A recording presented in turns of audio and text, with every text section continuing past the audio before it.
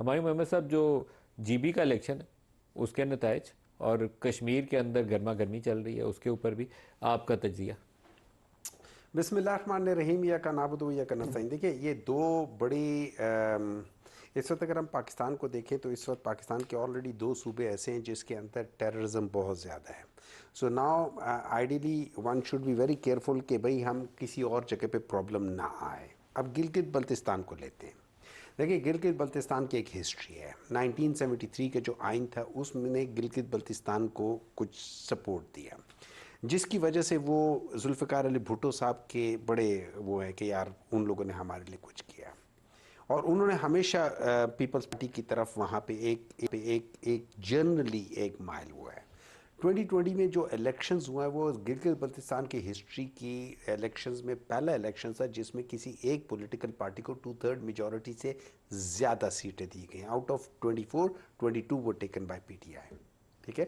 اب اس کے بعد آگے جا کے دیکھا، اور اس میں یہ یاد رکھیں عمران خان کے دور حکومت میں گلگت بلتستان کو عبوری ایک صوبے کا حیثیت دیا گیا تھا. اس کے آگے کیوں نہیں ہوا وہ کچھ ٹیکنیکل ایشو ہوں گے، کچھ میں اس کے اوپر مجھے پوری طرح علم نہیں ہے، لیکن آئی وش کہ کچھ چیزیں ہو جاتی ہیں، شاید بعض چیزیں نہیں ہو پاتی، کوئی وجوہات ہو سکتی ہیں.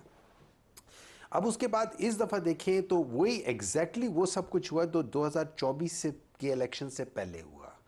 ہم لوگوں کا الحاق ہو گیا تھا ایک پارٹی کے ساتھ جس کو گلگت بلتستان کا جو ڈیموکریٹک فرنٹ ہے اس کے ساتھ ہو گیا تھا. ہمیں سمبل بھی مل گیا تھا.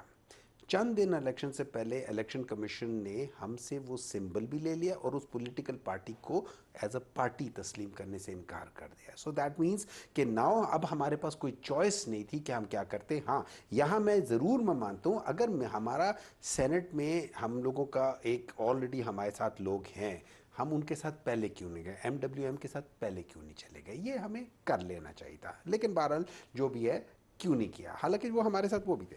آگے ہم چلے جاتے کہ کیا ہوا جس طریقے سے. اچھا وہی پیٹرن آیا ہے کہ 9 بجے تک یا 8:30 بجے تک 9 بجے تک ہمیں مختلف جگہوں سے ہمیں مل رہے تھے 8-10 حلقوں سے.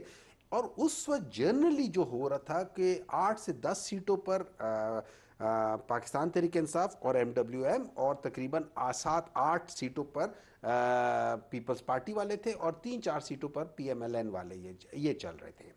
اس کے بعد اچانک کیا ہوتا ہے، ہمیں ریزلٹس ملنا بند ہو جاتے ہیں.